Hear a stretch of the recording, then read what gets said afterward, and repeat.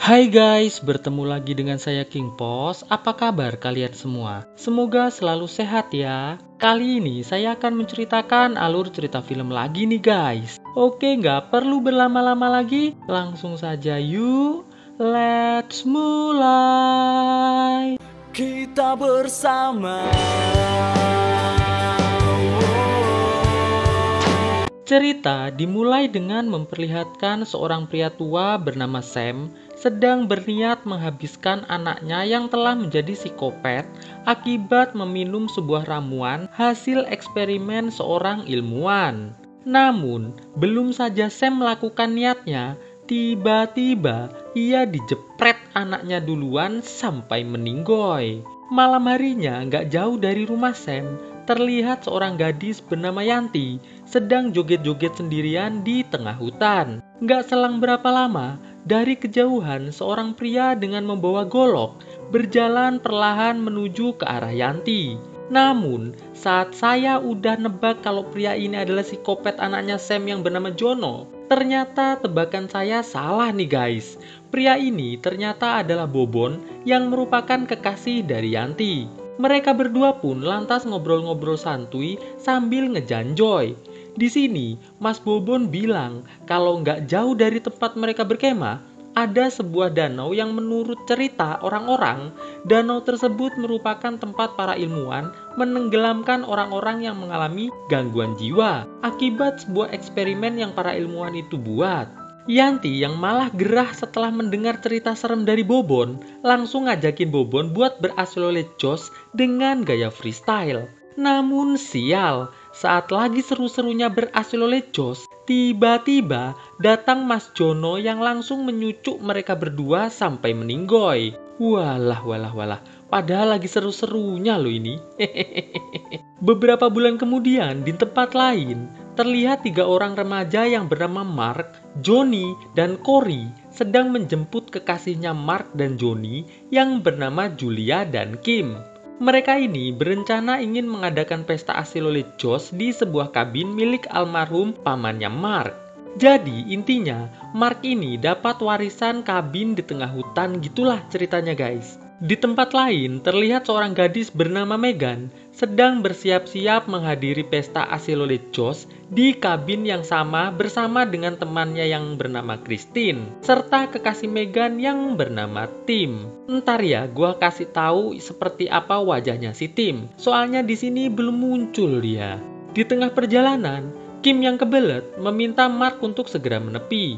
Kim pun segera berlari menuju ke semak-semak agar nggak kelihatan. Namun di sini, Kim yang baru selesai dikejutkan dengan suara langkah kaki seseorang. Wah, siapa nih guys? Kim yang mulai takut langsung segera kembali menuju ke mobil. Sedangkan Julia yang merasa Kim udah terlalu lama memutuskan untuk menjemputnya. Kim yang melihat Julia datang lantas memperlihatkan ada semacam cairan merah di tanah. Julia pun mengatakan pada Kim kalau itu bisa saja cairan merah dari seekor kelinci yang telah dimakan biawak. Mengetahui hal itu, mereka pun kembali melanjutkan perjalanan. Beralih ke rombongan Mas Tim. Nah ini dia yang namanya Mas Tim. Megan yang mulai rewel karena sinyal HP-nya mulai menghilang, mulai dialihkan oleh Tim yang mengatakan bahwa di pesta nanti dia akan beraslolet jos dengan Megan sambil nonton Christine beraslolet jos dengan Cory. Christine yang gak kenal siapa itu Cory terlihat cukup bingung nih guys. Singkat cerita, setelah rombongan Mark dan rombongan Tim sampai di kabin, terlihat Christine mulai berkenalan dengan Cory.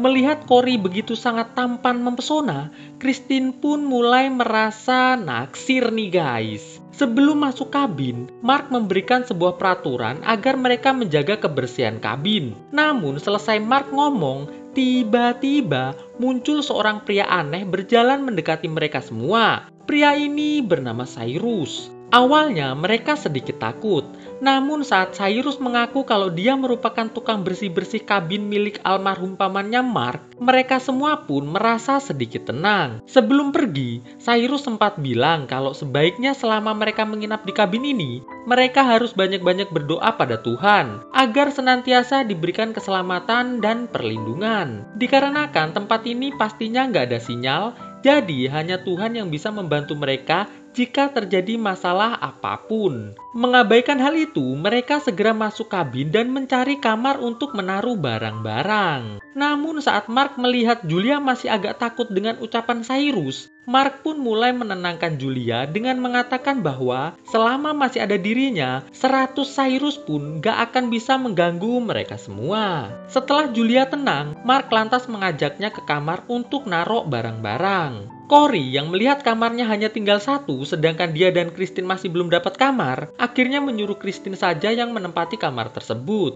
Sedangkan Cory akan tidur di sofa. Di kamar Kim dan Johnny, Johnny sempat mengajak Kim untuk berasteroid Joss siang-siang. Kim pun sejenak memberikan beberapa jurus-jurus asteroid Joss pada Johnny. Namun saat Johnny sudah semakin bersemangat, Kim langsung meninggalkan Johnny sembari berkata kalau ia ingin ngambil minum karena haus. Terlihat Johnny merasa cukup puyeng dengan kelakuan Kim barusan. Singkat cerita, mereka semua memulai pesta di ruang tamu nih guys. Dari mulai minum es teh cap macam oleng sampai berasteroid Joss rame-rame yang membuat saya nggak kuasa untuk menayangkannya tentunya. Jadi ya mohon maaf ya guys, asik.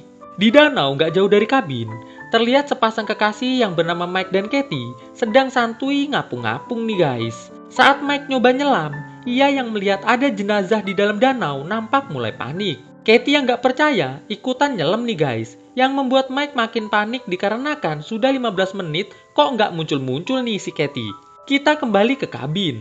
Terlihat Mark dan kawan-kawan melanjutkan pesta mereka di luar kabin nih guys. Di luar kabin ini pun mereka kembali berasteroid Joss dengan sangat heboh. Di hutan, terlihat Mike yang masih ketakutan berusaha menuju mobilnya. Sesampainya di mobil, Mike ngambil HP berusaha mencari bantuan untuk Katie. Namun sial, tiba-tiba dari belakang Mike dicucuk sama Mas Jono sampai meninggoy.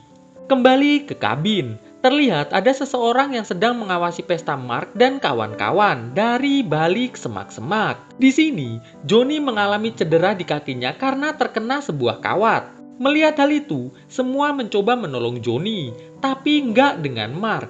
Mark terlihat masih bingung mengapa ada kawat di tempat itu. Di tempat lain, gak jauh dari kabin, terlihat sebuah mobil mogok karena kehabisan bensin. Terlihat dua orang gadis yang bernama Farah dan Desi mulai saling menyalahkan atas kejadian tersebut. Desi yang kesal keluar dari mobil untuk mencari bantuan. Namun baru beberapa meter berjalan, Desi udah dikeplak sama Mas Jono sampai meninggoy nih guys. Farah yang ketakutan langsung berlari masuk ke dalam hutan. Malam harinya di kabin, Mark dan kawan-kawan kembali melakukan permainan asteroid Joss yang tentunya nggak bisa saya tayangkan nih guys. Di luar kabin, terlihat Farah yang masih ketakutan mencoba meminta bantuan pada Mark dan kawan-kawan. Namun saat tim hendak membuka pintu, Farah udah keburu dicucuk sama Mas Jono sampai meninggoy nih guys. Alhasil saat tim buka pintu, dia nggak lihat siapa-siapa. Soalnya Farah udah keburu dibawa sama Mas Jono. Tapi di sini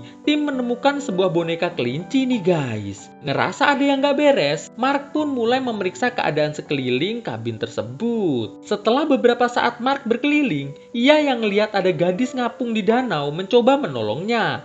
Tapi saat Mark nyebur, gadis itu udah nggak ada di danau. Hal itu cukup membuat Mark kebingungan nih guys. Cory yang merasa Mark terlalu lama di luar, mutusin buat nyari Mark sendirian. Cory yang melihat ada gudang langsung masuk. Siapa tahu ada Mark ya kan di dalam gudang ini. Hehe. Di dalam gudang tersebut, Cory menemukan boneka dan sebuah berkas kejiwaan si Jono nih guys. Nggak selang berapa lama Mark muncul. Mark bilang agar Cory nggak cerita kepada siapapun tentang temuannya tersebut. Dikarenakan berkas itu adalah milik Jono yang merupakan sepupu dari Mark. Mark nggak pengen kalau nama baik keluarganya rusak akibat berkas tersebut. Sebenarnya Mark juga baru tahu nih kalau sepupunya mengalami gangguan jiwa. Setelah Cory minta maaf udah lancang buka-buka berkas tanpa izin, mereka pun langsung kembali ke kabin. Setelah mengatakan bahwa nggak ada apa-apa di luar sana, Mark dan kawan-kawan pun memutuskan untuk masuk ke kamar mereka masing-masing. Tapi bukannya langsung tidur. Di sini mereka semua melakukan olahraga asilolejos dulu di kamar mereka masing-masing. Kecuali Cory dan Christine nih guys.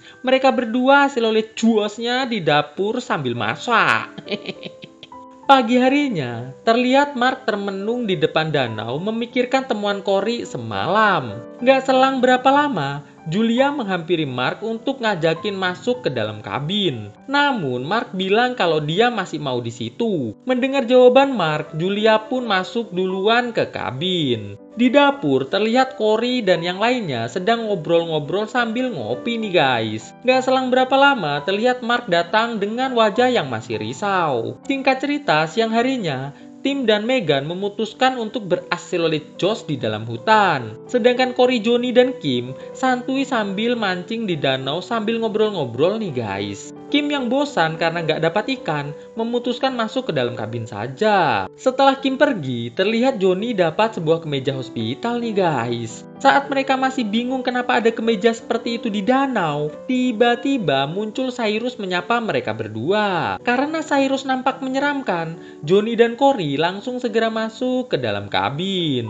Sedangkan tim yang lagi seru-serunya asilolejos dengan Megan, tiba-tiba didatangi Mas Jono yang langsung menyucuk Megan sampai meninggoy. Begitupun juga dengan tim yang harus meninggoy di tangan Mas Jono dengan cukup menyeramkan. Di kabin, Johnny yang ngerasa nggak nyaman dengan Cyrus mengajak Kim buat pulang sekarang juga. Namun Kim nampak menolak karena ia masih pengen liburan beberapa hari lagi di tempat itu.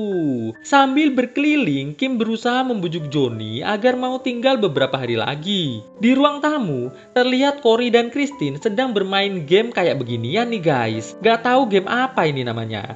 Gak selang berapa lama, muncul Mark dan Julia yang ingin minum kopi. Setelah minum kopi, Julia kembali ngajakin Mark masuk ke dalam kamar. Setelah Mark dan Julia pergi, Cory mengatakan pada Christine bahwa semalam ia menemukan berkas di dalam gudang mengenai sepupu Mark yang mengalami gangguan jiwa. Di hutan, Johnny dan Kim terlihat mencari keberadaan tim untuk ngajakin pulang hari ini juga. Di sini, Kim yang dengar ada gerusak-gerusuk, langsung segera mengeceknya sendirian. Karena Kim sendirian, ia pun dihampiri Mas Jono yang langsung mengejarnya. Johnny yang gak bisa lari karena kakinya masih cedera, terpaksa ditinggal begitu saja sama si Kim. Alhasil, Johnny pun harus meninggoy dicucuk sama Mas Jono nih guys. Bener-bener gak setia nih si Kim. Di gudang, tim yang ingin menunjukkan berkas temuannya kepada Christine harus kecewa karena berkas itu ternyata udah nggak ada. Tiba-tiba Mark datang langsung mengeplak Cory dan juga Christine sampai semaput. Kim yang sampai di tempat Megan dan tim meninggoy langsung dihampiri oleh Mas Jono yang tanpa basa-basi segera menjelepsret Kim sampai meninggoy nih guys. Malam harinya terlihat Julia, Cory, dan Christine diikat di kursi sama si Mark. Di sini Mark mengatakan bahwa ia terpaksa melakukan semua ini karena dia nggak ingin nama baik keluarganya rusak karena Cory, Christine, dan Julia telah mengetahui bahwa ada keluarga Mark yang mengidap gangguan jiwa. Walaupun sekarang Mark nggak tahu di mana keberadaan Jono sekarang, tapi dia yakin kalau Jono masih hidup dan sangat membutuhkan bantuannya. Mark pun mengatakan bahwa kini dia akan mencari Megan dan yang lainnya untuk ia tangkap juga. Setelah Mark pergi, Cory, Julia, dan Christine saling melepaskan ikatan mereka satu sama lain. Setelah itu, Julia menuju ke kamar untuk mengambil kunci mobil Mark. Di sini, Julia mendapatkan sebuah peso nih guys. Lumayan kan buat jaga-jaga. Namun tiba-tiba muncul Mas Jono yang langsung menangkap Cory. Mark yang baru datang mencoba menenangkan Jono dengan mengatakan bahwa ia akan membawa Jono ke kota agar mendapatkan perawatan yang layak. Julia yang melihat ada kesempatan sempat berusaha menyucuk Jono, namun dihentikan sama Mark yang langsung balik menyucuk Julia sampai meninggoy. Jono yang melihat hal itu langsung menyucuk kelapa Cory sampai meninggoy. Mark pun berjalan mendekati Jono, berharap Jono mau diajak ke kota. Namun sial, ternyata Jono nggak ngenalin Mark nih guys. Jono pun langsung mengecik Mark sampai meninggoy. Christine yang melihat ada kesempatan langsung segera lari keluar dari kabin. Ia pun langsung masuk ke dalam mobil.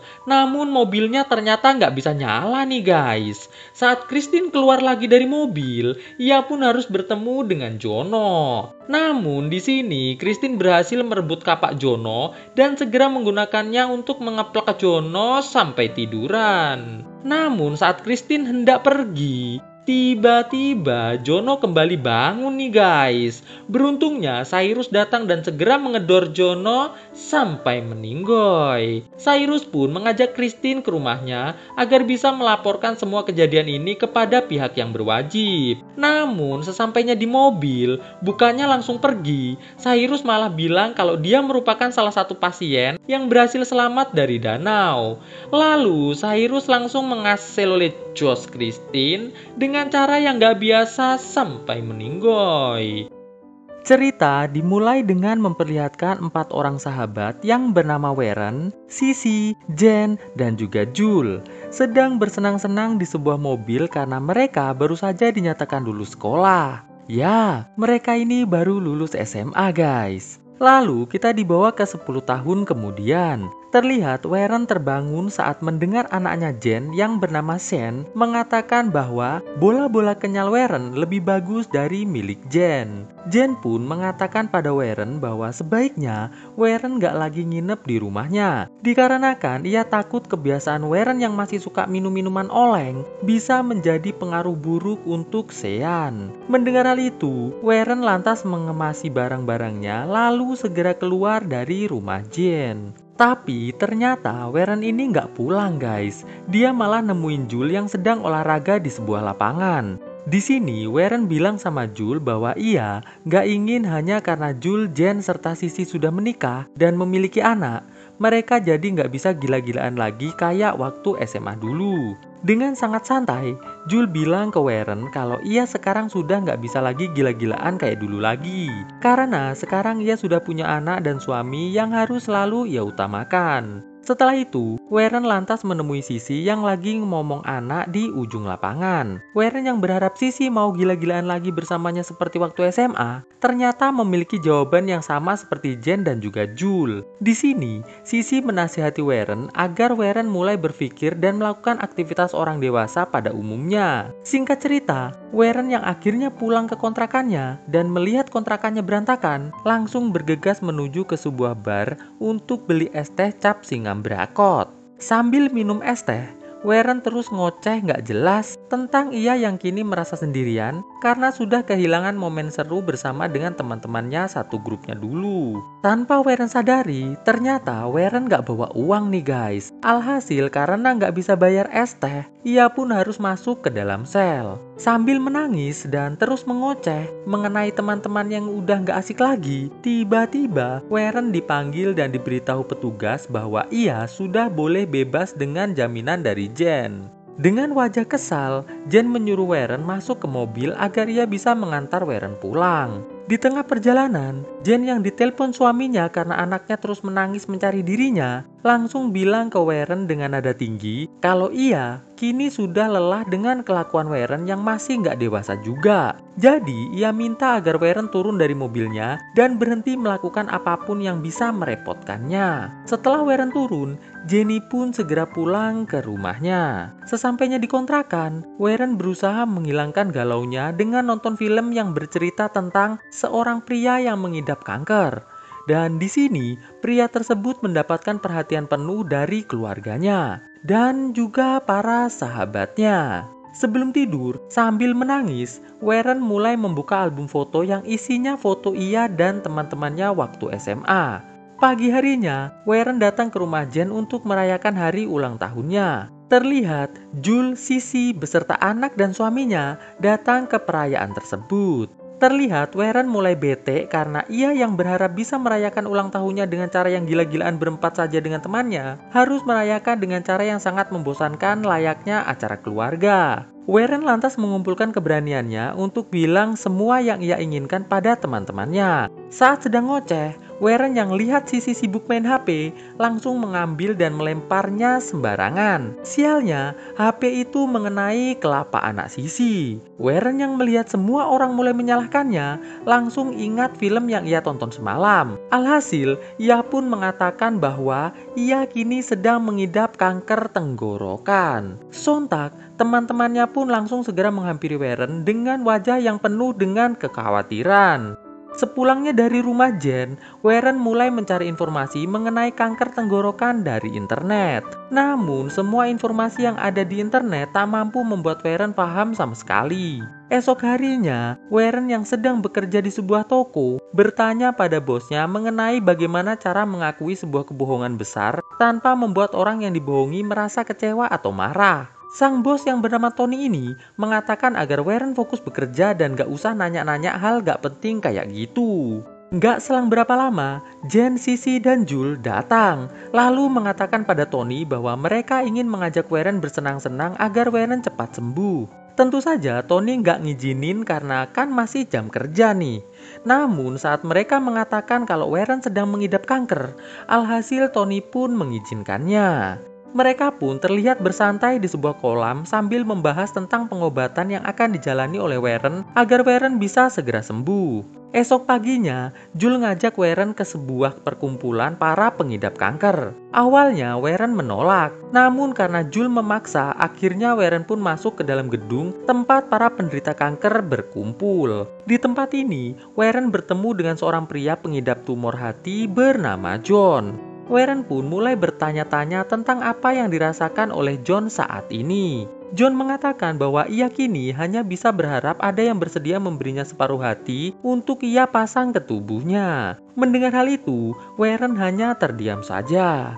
Sepulangnya dari tempat perkumpulan, Warren mengatakan pada Jul agar Jul gak lagi mengantarnya ke tempat perkumpulan. Karena itu hanya membuatnya sedih saja mendengar curhatan dari para pengidap kanker lainnya. Esok harinya, Warren yang sedang santai nonton TV di rumahnya didatangi oleh ketiga temannya. Ia pun langsung berakting batuk-batuk seolah-olah kanker tenggorokannya sedang kambuh.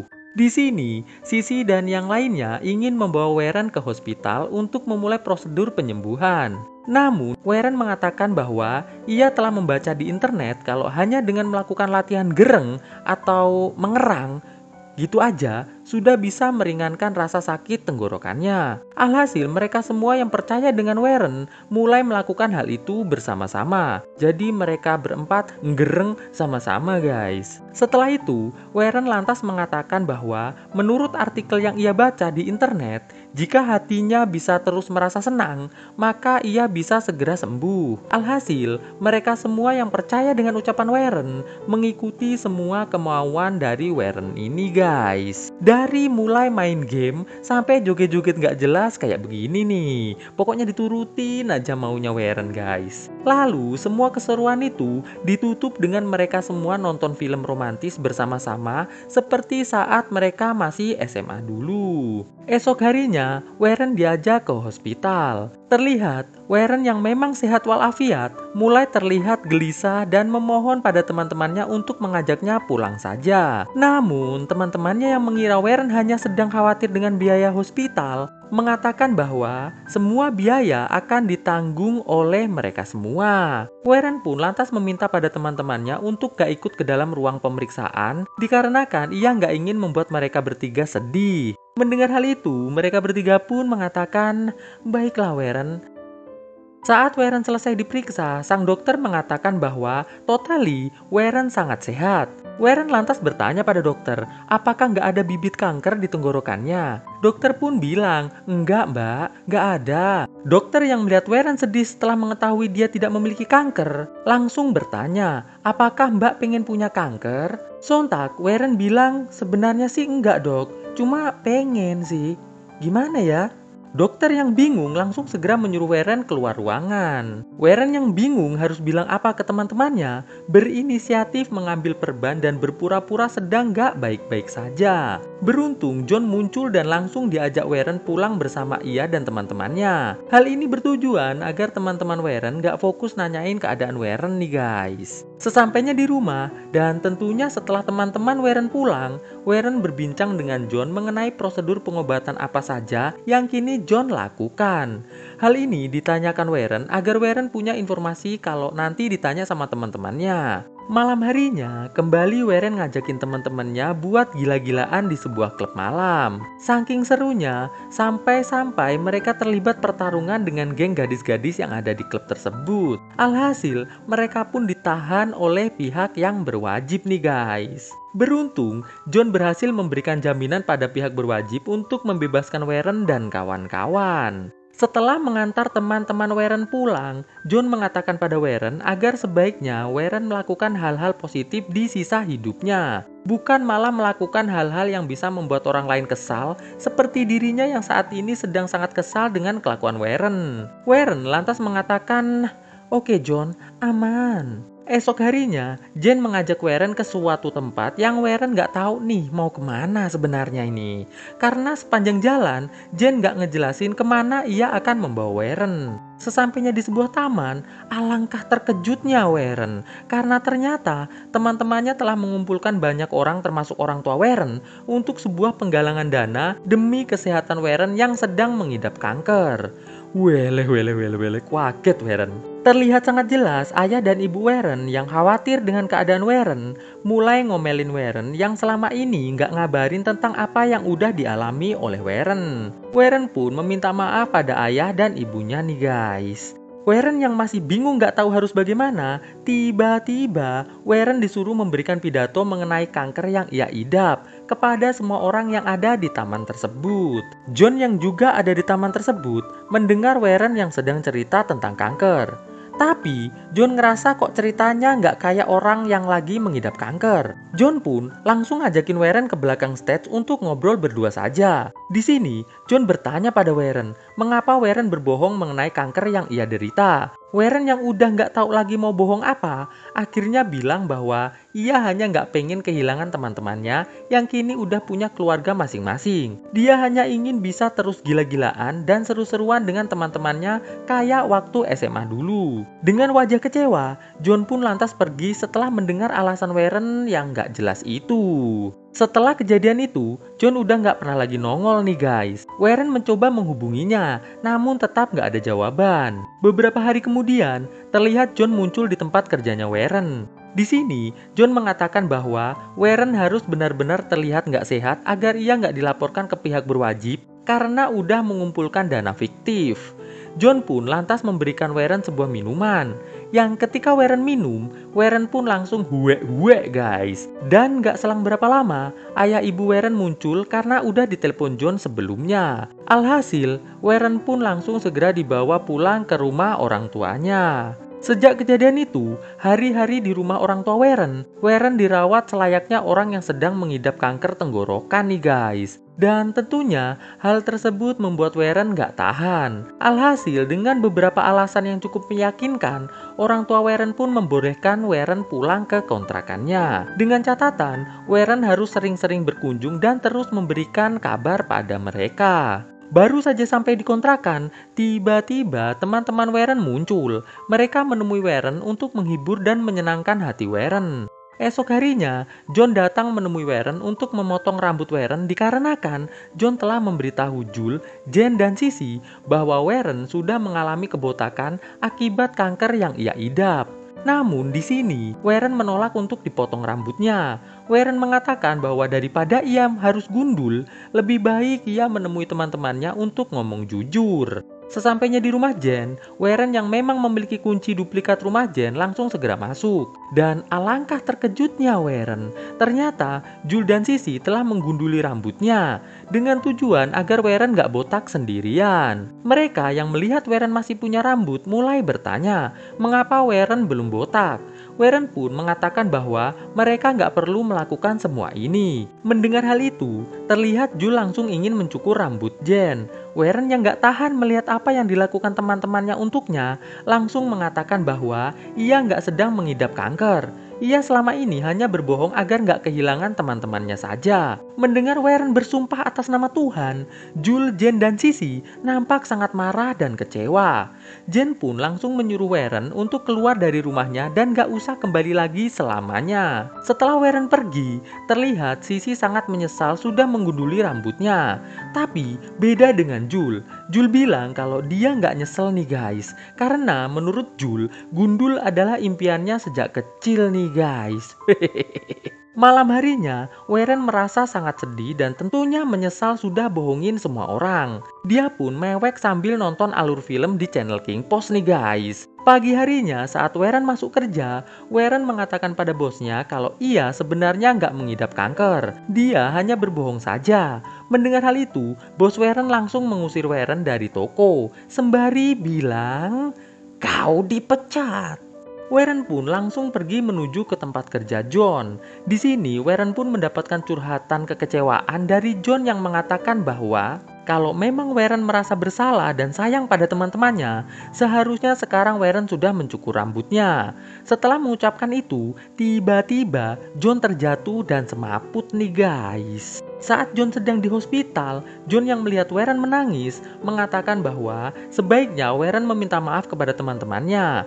Karena menurut John, kesalahan Warren ini sungguh amat terlalu besar nih guys. Esok harinya, Warren menuju ke rumah Jane. Namun saat Warren membuka kunci pintu, ternyata udah nggak bisa nih guys. Karena sepertinya Jane udah ganti kunci pintunya agar Warren nggak bisa masuk. Warren pun gak habis akal. Ia membuka pintu kecil tempat keluar masuk kucing untuk meminta maaf pada Jane. Namun, Jane mengabaikan hal itu begitu saja. Warren pun mencoba menemui Jules. Namun sama saja, Jules pun juga mengabaikan Warren. Malam harinya, Warren menemui Sissy yang lagi ngobrol dengan pegawainya di dekat kantor Sissy. Di sini, Sissy dengan amarahnya mengatakan pada Warren bahwa Warren adalah orang paling buruk yang pernah ia kenal. Lalu Sissy pun pergi. Sesampainya di rumah, Warren mencari cara agar bisa memberikan separuh hatinya pada John. Karena minimal rasa bersalahnya ini bisa sedikit berkurang kalau dia bisa melakukan hal baik pada orang lain. Esok harinya, John yang baru bangun merasa sangat terkejut melihat Warren sudah ada di sebelahnya. Sembari mengatakan bahwa ia sudah tanda tangan menyetujui untuk memberikan separuh hatinya pada John agar John bisa sembuh. Karena ternyata hati itu bisa beregenerasi, jadi nggak ada ruginya ngasih separuh pada John. John berusaha menolak, namun karena Warren udah tanda tangan, alhasil John pun nggak bisa berbuat apa-apa. Pulang dari rumah sakit, sambil dipapah ibunya, Warren disuruh ibunya untuk istirahat sampai hatinya kembali beregenerasi. Setelah ibunya pulang, Warren mencoba menelpon semua teman-temannya, namun seperti yang kita duga, gak satupun teman-temannya ada yang mau mengangkat telepon Warren. Warren lantas membersihkan kamarnya yang udah sekitar 3 bulan gak pernah dibersihkan. Setelah itu, Warren membuat undangan online untuk mengumpulkan semua orang-orang yang pernah memberikan donasi kepadanya di taman waktu itu. Esok harinya, dengan didampingi ayah dan ibunya, Warren menuju ke ruangan pertemuan untuk memberikan pidatonya. Terlihat John juga hadir di tempat tersebut. Warren pun tanpa basa-basi langsung mengatakan bahwa ia meminta maaf telah membohongi semua orang tentang ia yang sedang mengidap kanker. Ia pun akan segera mengembalikan semua uang donasi kepada semua donatur yang telah ngedonet. Terlihat ayah, ibu, dan semua orang yang ada di ruangan tersebut sangat kecewa dan marah pada Warren. Gak selang berapa lama, muncullah Jules, Jane, dan Sissy yang mengatakan pada semua orang yang ada di situ bahwa Warren memang udah berbuat gak baik. Tapi Warren juga telah menyelamatkan John yang merupakan salah satu seorang pengidap kanker hati dengan hatinya. Mendengar hal itu, semua orang yang hadir hanya berteriak mereka ingin Warren segera mengembalikan uangnya. Setelah Warren memberikan cek pada para donatur, Jules, Jane, dan Sissy menghampiri Warren sembari mengatakan bahwa mereka sudah memaafkan Warren, namun amarah dan kekecewaan mereka belumlah mereda. Mereka memaafkan Warren karena ia telah diberitahu John bahwa Warren telah menyelamatkan dirinya. Setelah mereka bertiga pergi, Warren langsung menemui John yang sedang menyusun kursi. Warren membantu John sambil joget-joget santuy nih guys. Beberapa bulan kemudian, Warren dan teman-temannya sudah kembali bersama. Kini mereka berjanji bahwa seminggu sekali mereka berempat akan meluangkan waktu untuk gila-gilaan lagi kayak waktu SMA dulu. Cerita dimulai dengan memperlihatkan seorang wanita semlehoi bernama Carla yang baru saja tersadar dari kesemaputannya di kondisi sekelilingnya yang seperti ini nih guys. Ia pun segera mencari sahabatnya yang bernama Cheryl. Dan ternyata Cheryl pun juga baru sadar dari kesemaputannya dengan kondisi yang seperti ini. Apa ya yang sebenarnya telah terjadi?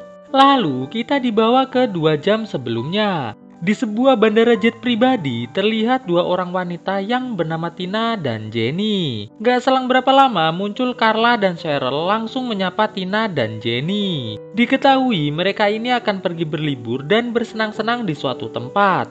Tapi dengan aturan gak boleh berkomunikasi ataupun membicarakan tentang suami dan juga anak selama liburan. Lagi asik ngobrol, muncullah sang pilot pribadi bernama Marlon yang langsung mempersilahkan mereka semua masuk ke dalam pesawat. Dan perjalanan mereka berempat pun dimulai. Namun di tengah perjalanan pesawat mereka mengalami kelecakaan nih guys. Carla dan Cheryl yang melihat Tina masih tergeletak langsung segera menolongnya. Carla segera menyuruh Cheryl untuk mencari air agar bisa membersihkan luka di kaki Tina. Cheryl yang sedang mencari air menemukan Jenny yang telah meninggoy dengan kondisi yang sungguh serem banget nih guys. Carla dan Tina yang mendengar teriakan Cheryl langsung segera menghampirinya. Terlihat Tina sangat sedih melihat kondisi sahabatnya seperti itu. Tina mengatakan bahwa mereka harus mengambil perhiasan Jenny sekarang juga agar bisa diserahkan ke anak-anaknya Jenny. Tina pun segera menghampiri Jenny dan segera mengambil perhiasan tersebut. Setelah itu, terlihat Carla memerban kaki Tina yang cedera dan menyuruh Cheryl mencari tasnya agar bisa ngasih obat penghilang nyeri untuk Tina. Di sini, Cheryl menemukan ponsel, namun ponsel itu ternyata udah rusak. Setelah memberikan obatnya pada Tina, Carla mengambil ponselnya yang gak rusak. Namun ternyata di tempat itu gak ada sinyal sama sekali. Cheryl meminjam ponsel Carla untuk mengambil video sekitar agar bisa dikirimkan ke suaminya jika nanti dapat sinyal. Sampai sini mereka semua ini masih bingung. Kok Mas Pilot gak kelihatan ya dari tadi? Entah masih hidup atau sudah meninggal ini guys. Lalu kita dibawa ke rumah Carla. Di sini suami Carla yang bernama Jackie sudah mengumpulkan suami Cheryl yang bernama John, suami Tina yang bernama Andre, dan suami Jenny yang bernama Tony. Jackie mengatakan bahwa menurut informasi yang ia dapatkan dari detektif suruhannya, bahwa sebenarnya istri-istri mereka semua sedang merencanakan perampasan harta milik para suami. Dan gak cuma itu, si Jenny ternyata sudah beberapa kali berhasil oleh Josh dengan banyak pria sekaligus. Mendengar hal itu, mereka semua nampak sangat terkejut nih guys. Jackie pun lantas menyalakan TV yang memperlihatkan kondisi Carla, Cheryl, dan Tina saat ini. Ternyata semua yang dialami Carla dan teman-temannya merupakan rencana dari Jackie nih guys. Jackie mengatakan bahwa ini adalah balasan yang setimpal untuk para pengkhianat seperti mereka. Jackie bilang sama Tony bahwa sekarang Jenny udah meninggoy. Tony yang gak terima dengan perbuatan Jackie mencoba mengeplak ke Jackie. Namun Jackie dengan sigap mengambil pistol dan mengajak Tony ke ruangan lain. John lantas mengajak Andre untuk keluar dari tempat itu.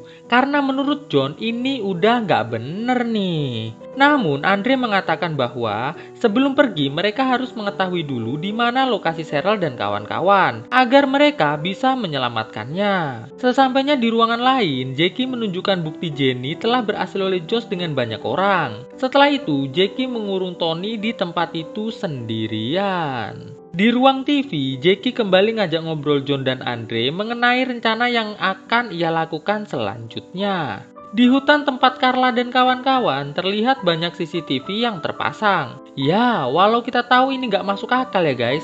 HP aja nggak ada sinyal, gimana CCTV bisa dapat sinyal di tempat itu? Tapi ya, kita lanjut aja lah ya.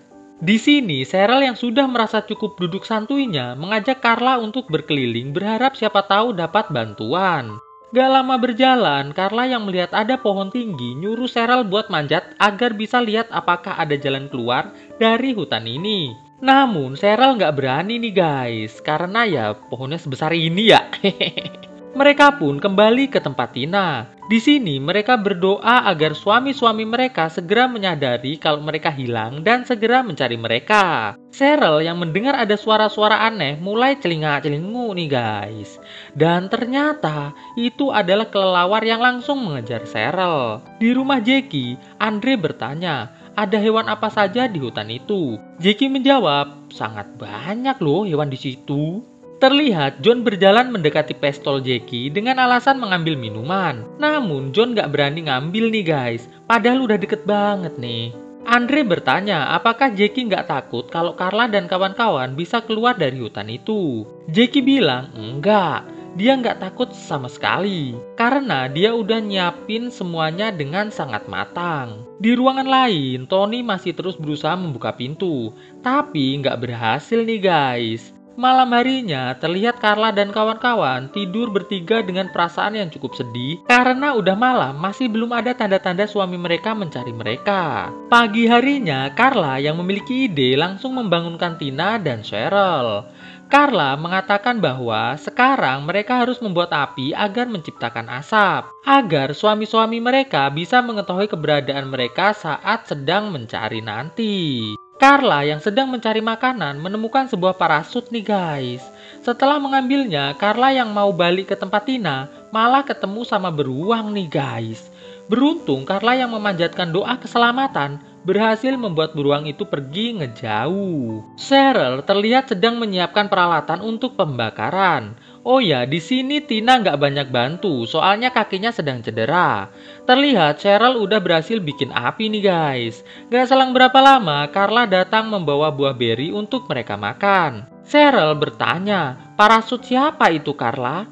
Carla bilang bahwa mungkin saja itu milik sang pilot yang gak tahu sekarang lagi di mana. Mereka pun mulai mengobrol tentang kehidupan mereka masing-masing. Cheryl dan Tina mengatakan bahwa ia sangat rindu berasilolijos dengan instruktur yoganya. Namun beda dengan Carla. Carla ini ternyata adalah wanita baik-baik. Dia nggak pernah berasilolijos dengan orang lain. Malahan dia selalu dimarahin suaminya kalau di rumah. Dia pun tahu kalau suaminya telah berasilolijos dengan sekretarisnya.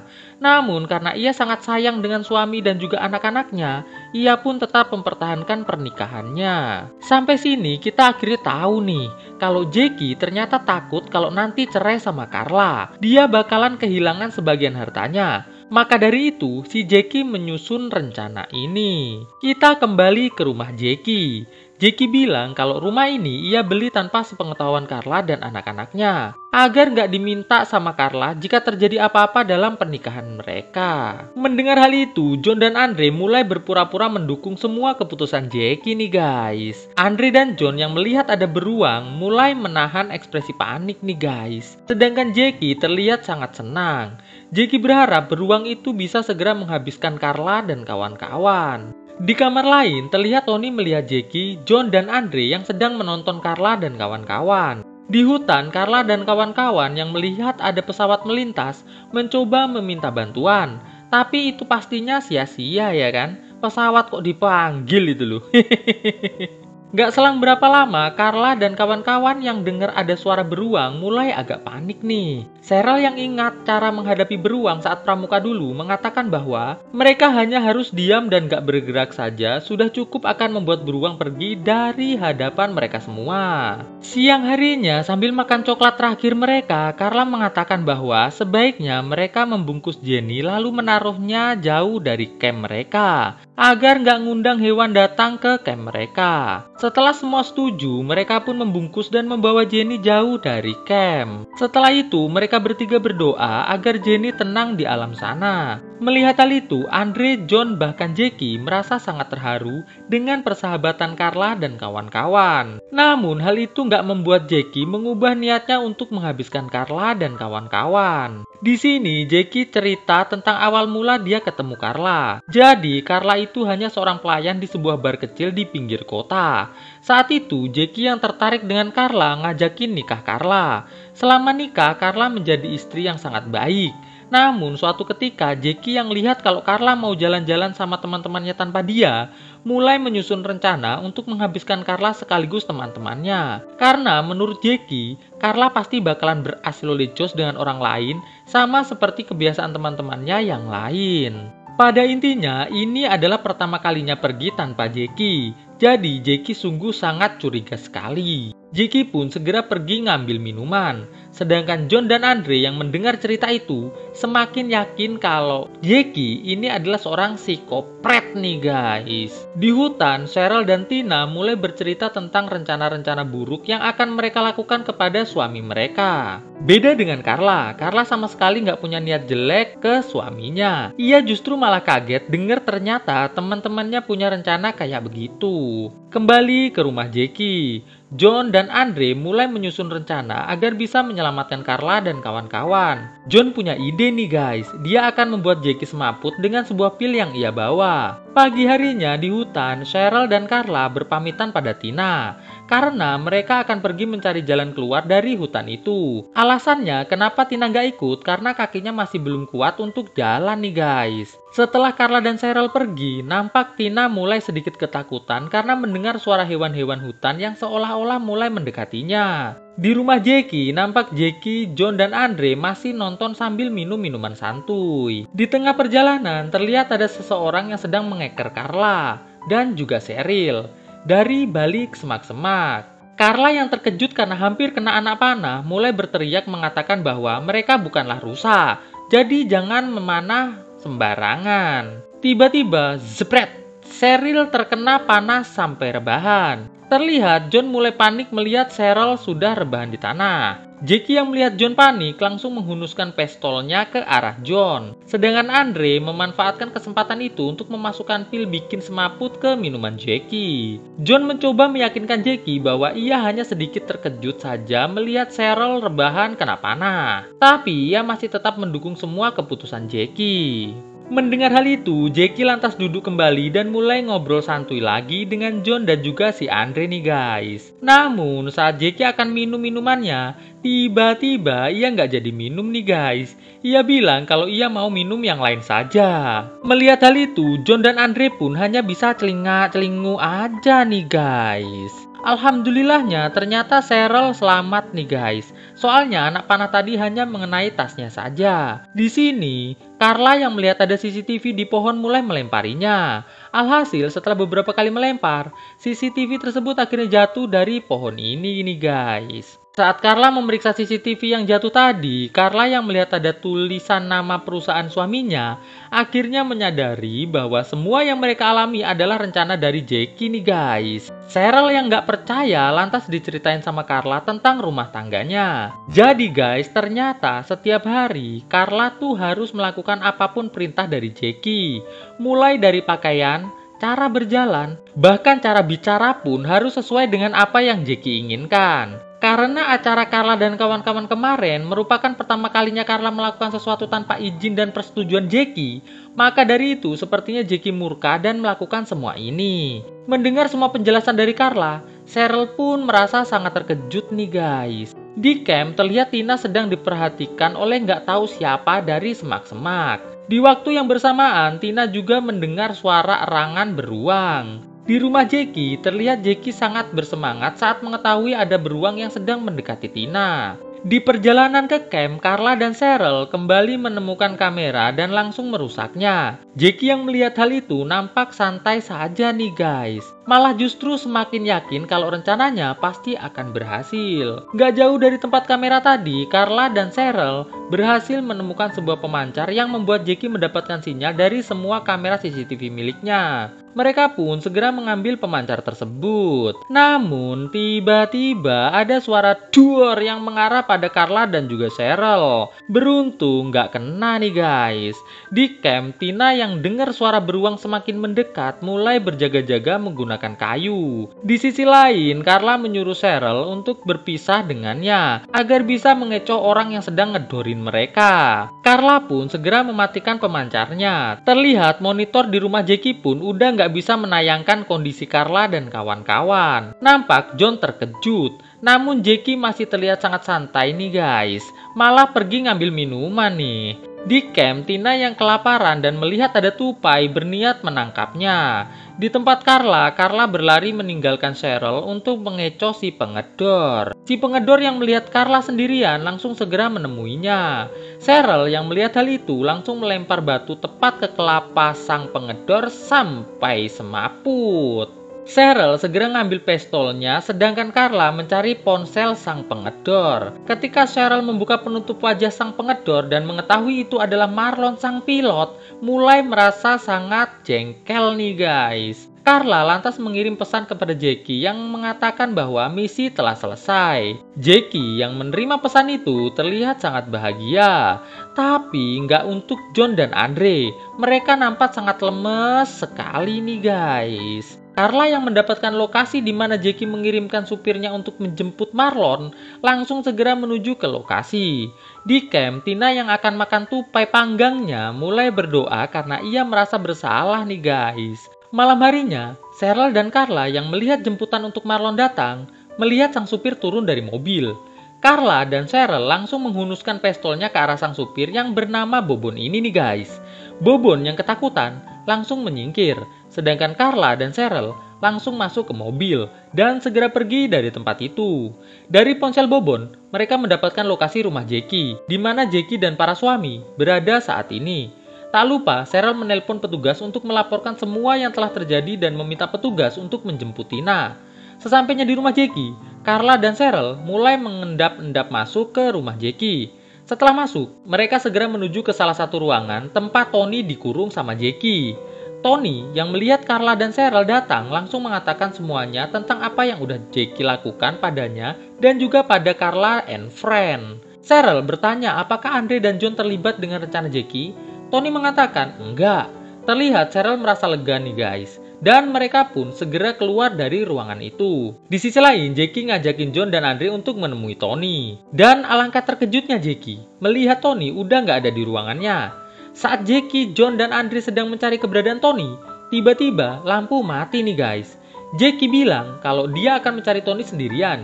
Jadi John dan Andre nggak usah ngikutin karena takutnya malah ngerepotin nanti. Carla yang lihat Jackie lagi di taman, nyuruh Tony dan Cheryl nggak usah ikut. Karena dia akan menyelesaikan masalahnya sendiri dengan Jackie. Sedangkan Cheryl segera pergi mencari John. Di camp tengah hutan, Tina mulai berdoa agar segera diselamatkan.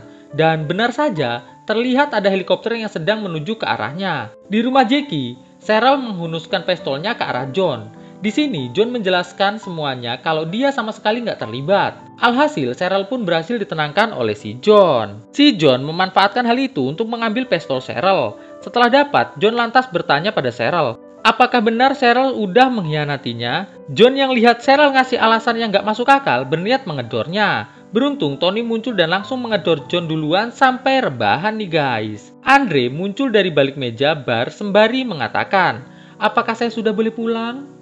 Di luar rumah, Carla menemui Jackie dengan sama-sama menghunuskan pistol mereka masing-masing. Gak selang berapa lama, Jackie yang lihat petugas datang langsung membuang pistolnya dan mulai berakting, memohon agar dimaafkan. Namun karena Carla udah gak percaya lagi sama Jackie, alhasil Jackie pun menyerah nih guys. Beberapa bulan berikutnya, terlihat Carla, Cheryl, dan Tina membicarakan mantan-mantan suami mereka. Jadi, Jackie masuk penjara dan Carla berhak atas semua harta Jackie. Sedangkan John dan Andre memilih menceraikan Cheryl dan Tina, tapi pengadilan memutuskan memberikan lebih dari separuh hartanya John dan Andre pada Cheryl dan Tina. Cerita dimulai dengan memperlihatkan seorang pria bernama Zion sedang menghampiri seorang pria yang sedang terikat di sebuah meja. Zion yang merasa kasihan dengan pria yang bernama Travis ini berniat melepaskannya. Namun tiba-tiba muncul gadis bernama Star langsung menghentikan niat Zion tersebut. Star lantas meminta kapak pada Zion dan segera menanyai Travis mengenai sahabatnya yang telah meninggoy bernama Carmine.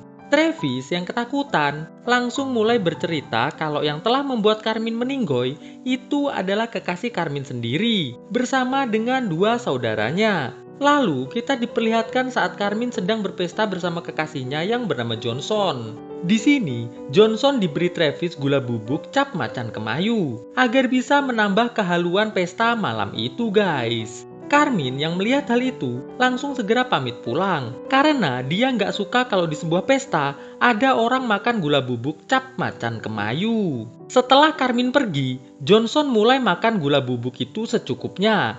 Terlihat Johnson mulai oleng-oleng gak jelas nih guys. Di gudang rumah Johnson, terlihat Carmine sedang curhat pada Jack yang merupakan adik dari Johnson. Gak selang berapa lama, Johnson muncul dan meminta maaf pada Carmine mengenai gula yang ia dapatkan dari Travis tadi.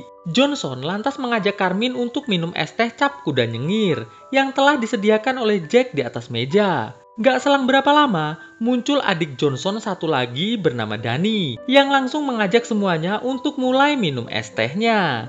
Namun di sini, tanpa sepengetahuan Carmine, kedua adik Johnson ini mencampur salah satu es teh dengan gula bubuk cap macan kemayu nih guys. Tanpa rasa curiga sedikit pun, Carmine pun langsung meminumnya.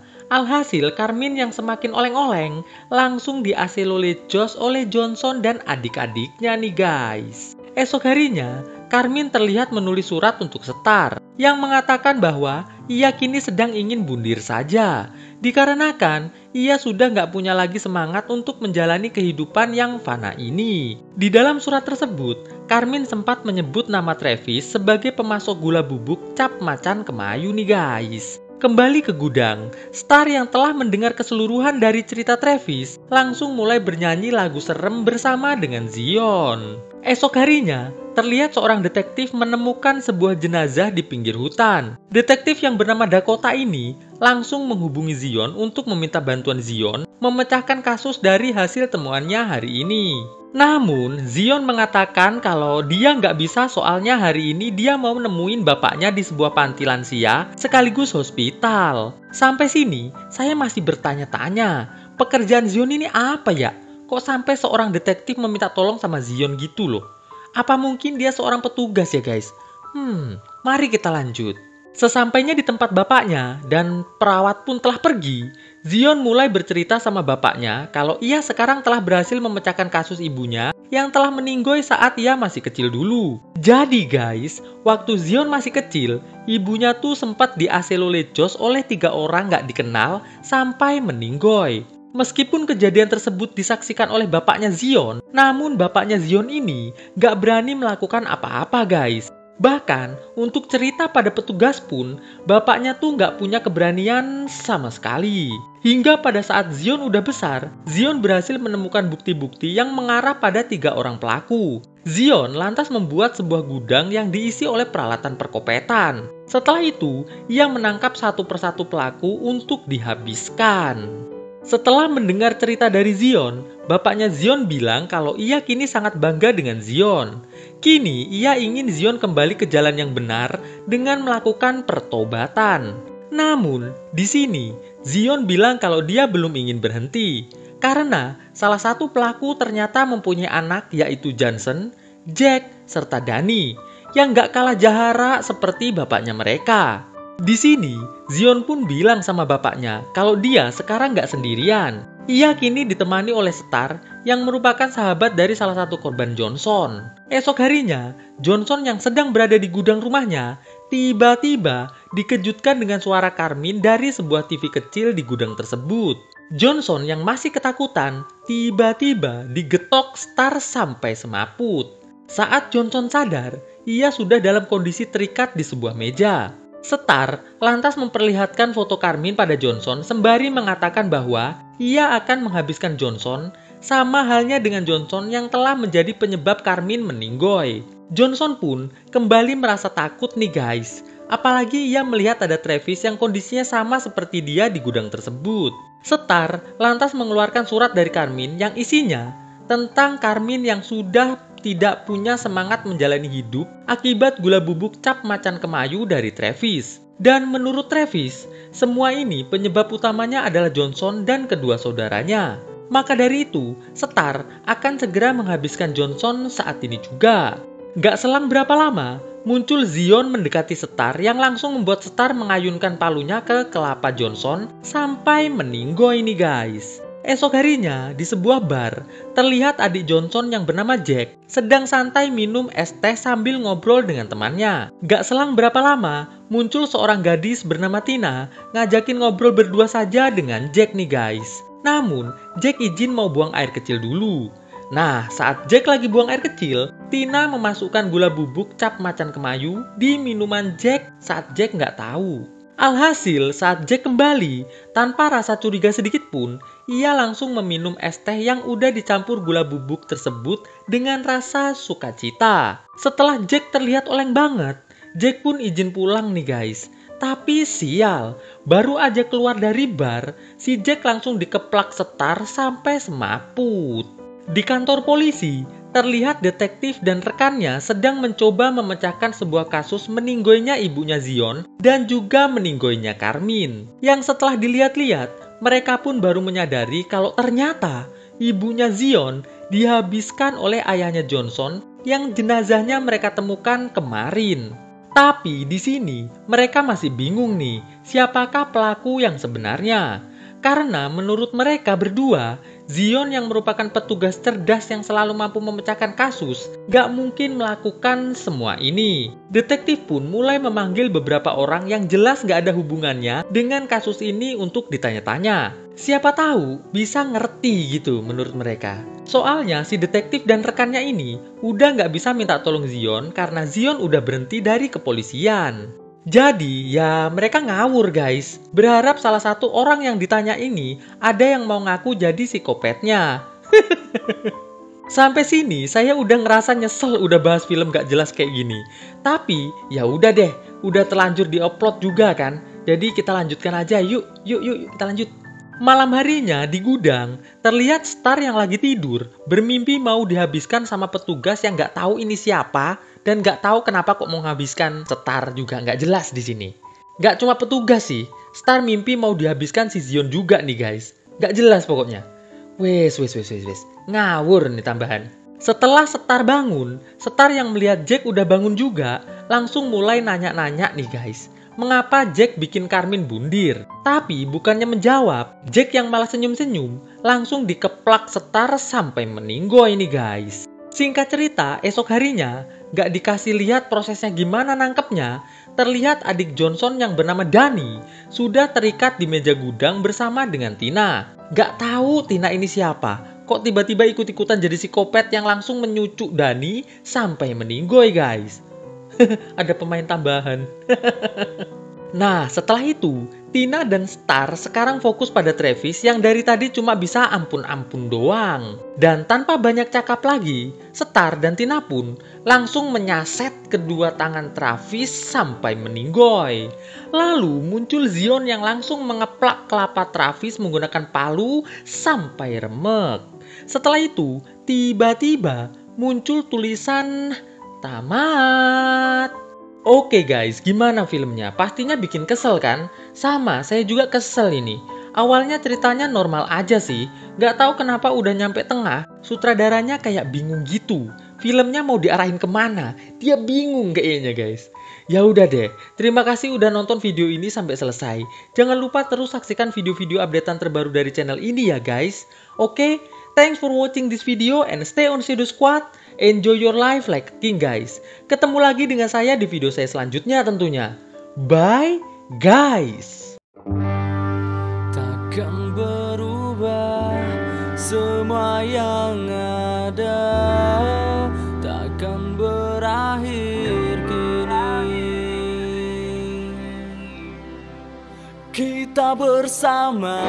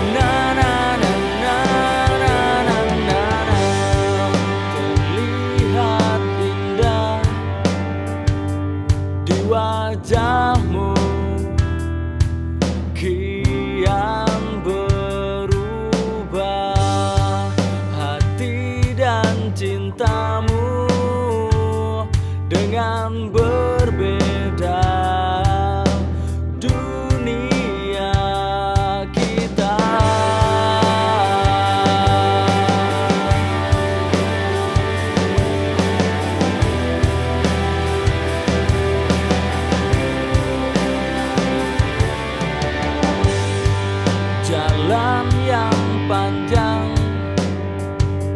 telah kita lalui bersama, dan yakinlah bahwa kita bisa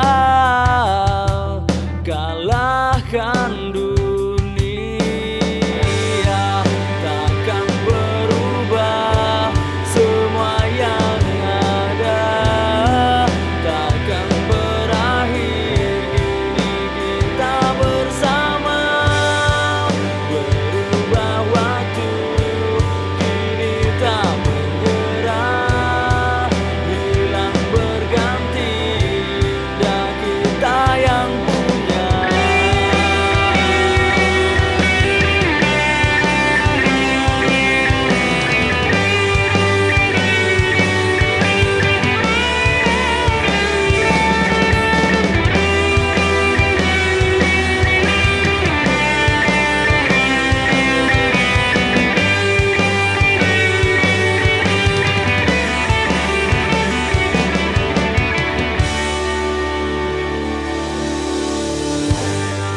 Takkan berubah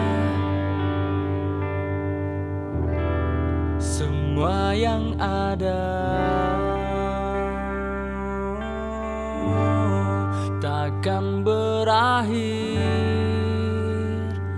kini kita bersama.